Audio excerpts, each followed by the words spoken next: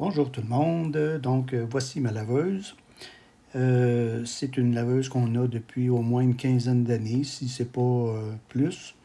C'est une laveuse de très bonne qualité, on est très satisfait, sauf que dernièrement, elle a commencé à avoir un petit peu un drôle de bruit en fin de compte, étrange. Des cognements à l'essorage au moment qu'il fait son spin. Des grincements quand on tournait le tambour lentement. On avait aussi remarqué que l'axe de rotation du tambour, c'était comme plus tellement régulier. Il fallait vraiment chercher. Là, il y avait un problème. Là. On a cherché sur le web et il y a plusieurs informations qui tournaient autour des bearings, en fin de compte, que j'ai commandé, que j'ai remplacé. Mais il y avait aussi d'autres qui parlaient d'une pièce, le Drum Spider, en fin de compte, qui était cassée ou corrodée, en fait, qu'il fallait aussi remplacer. Bon, pour bien comprendre le problème, il n'y a rien de mieux que vous le montrer ou vous le faire entendre. Voici ce que ça donnait quand que la machine aspinait.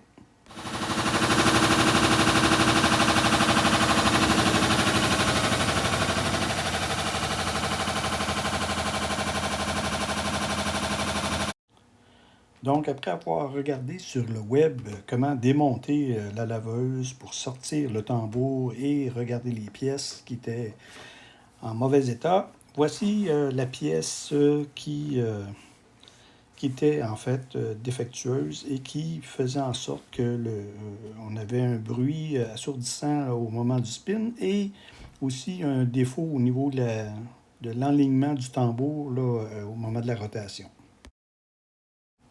Si on regarde la pièce de plus près, on voit qu'elle est assez maganée.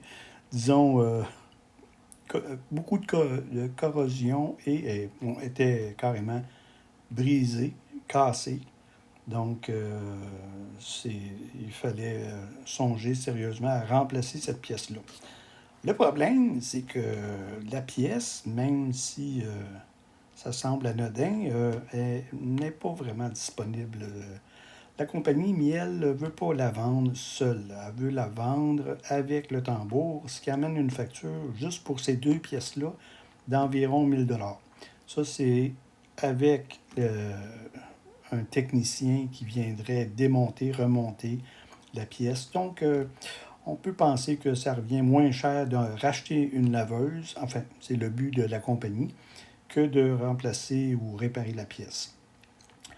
Moi, j'ai cherché partout sur le web. Ce qu'on retrouve, en fin de compte, c'est des pièces qui ressemblent ou qui sont franchement là, douteuses. Peut-être que ça fonctionne, mais bon, une pièce qui a été fabriquée avec des pièces de métal soudées ensemble pour remplacer cette pièce-là, disons que je ne suis pas sûr que je vais investir dans ces pièces-là.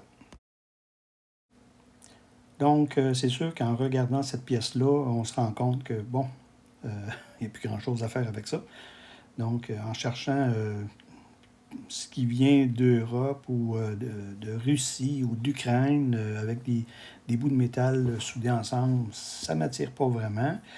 De souder la pièce est tellement magané que je ne suis pas sûr que ça vaut la peine. De toute façon, je n'ai pas ce qu'il faut pour souder.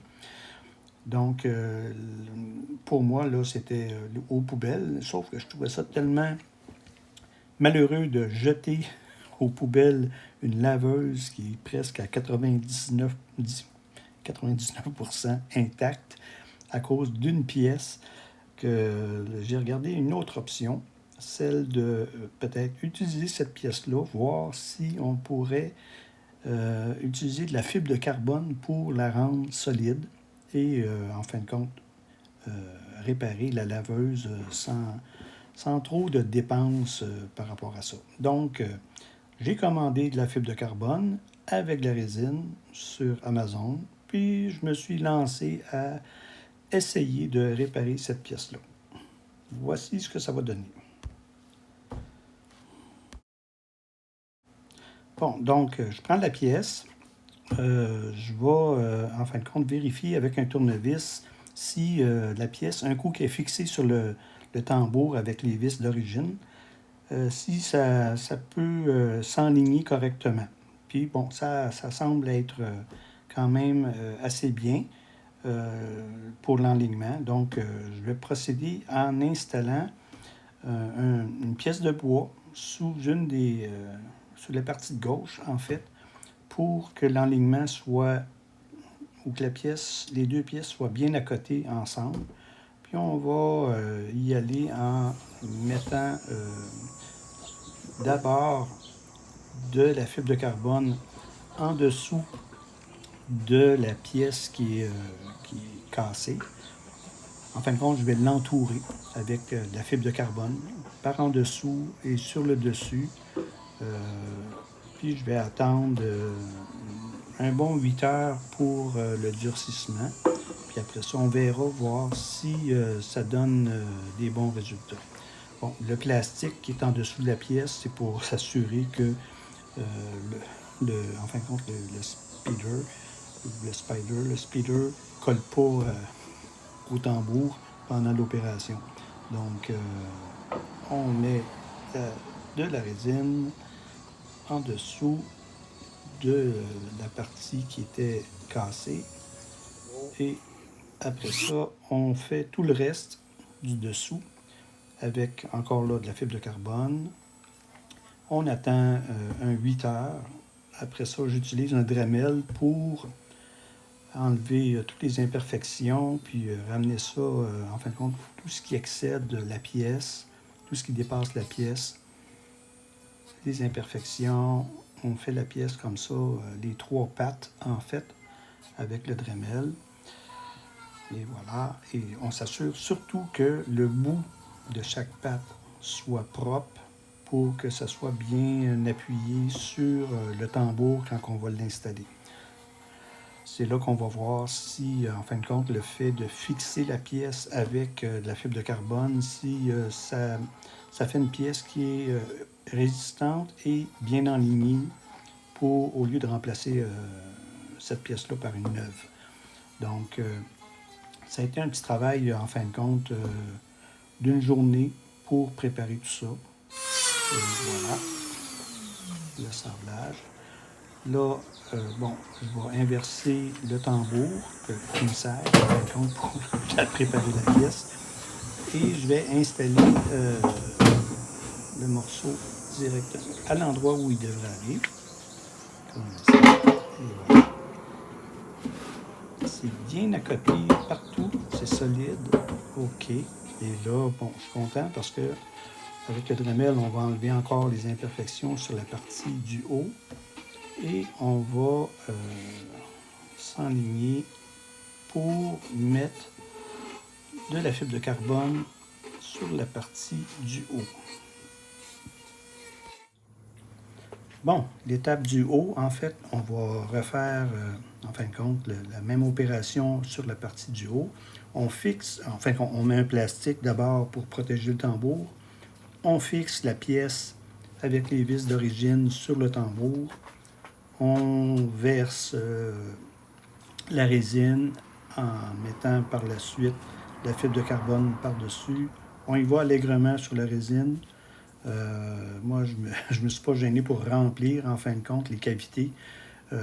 Puis même, ça protège un peu de la corrosion la pièce. On finalise avec notre fibre de carbone. Et là, on va attendre un autre 8 heures, en fin de compte, minimum, pour préparer la pièce par la suite, là, nettoyer l'excédent, puis sabler la pièce avec la couche de fibre de carbone par-dessus.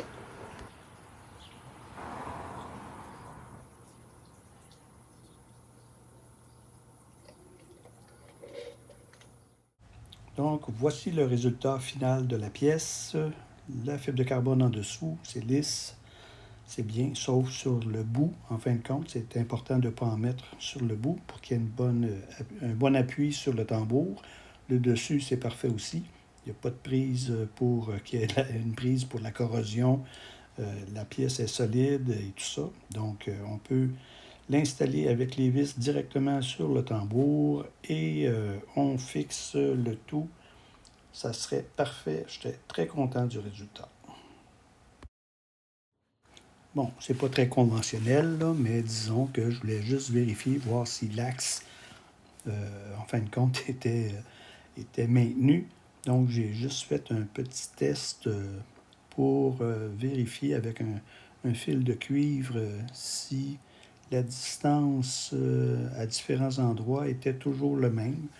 C'est pas très conventionnel, on comprend, mais pour moi, ça me donnait au moins une petite idée que, OK, s'il y a une vibration, elle ne sera pas énorme, parce qu'en mettant ce petit fil de cuivre-là à différents endroits, j'arrivais toujours sur le rebord du tambour, ce qui voudrait dire que l'enlignement était suffisamment bien pour qu'on puisse monter tout ça sur la machine.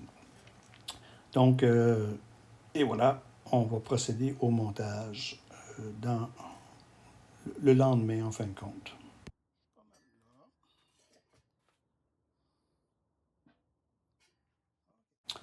Bon, donc, on monte la pièce le lendemain. Prenez le temps de faire ça correctement. Il y a suffisamment de vidéos sur le web pour ces laveuses-là pour être capable de remonter le tout sans trop de problèmes. Moi, ça m'a pris une demi-journée pour le faire seul. Donc, j'ai eu un petit peu d'aide.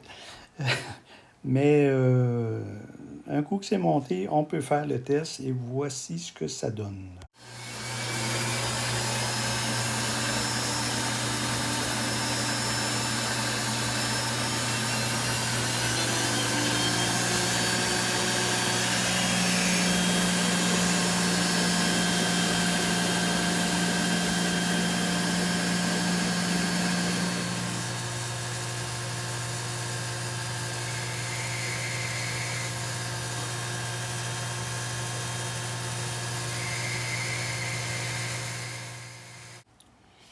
Donc, assez satisfait. Je voulais jeter la fameuse pièce qui était cassée. J'ai bien fait de voir s'il y avait peut-être une autre approche pour corriger le problème. Bon, j'ai pas adhéré au fait de commander une pièce qui était faite à la main par d'autres. J'ai pas vu de solution similaire non plus sur YouTube. Donc, c'est peut-être une nouvelle approche qui peut être intéressante pour ceux qui peuvent le faire. Ça ne demande pas de soudure, ça demande peu de... Enfin, c'est l'effort de démonter et remonter la machine. Parce que pour préparer la pièce avec de la fibre de carbone, il n'y a pas d'odeur, il n'y a pas, à part de mettre des gants pour se protéger, c'est un peu simpliste comme approche. Ça prend peut-être 8 heures par couche, donc assez facile. Bon, je ne dis pas que c'est la solution miracle pour tout, mais pour moi, ça a fonctionné. Donc, si ça peut vous donner des idées pour réparer d'autres pièces, même sur d'autres modèles d'électroménager ou peu importe, la fibre de carbone, il faut y penser. C'est pas cher. Ben, en fait, pour à comparer la pièce qu'on doit commander ou remplacer, c'est pas cher, ça prend un peu de temps, mais ça fait le travail.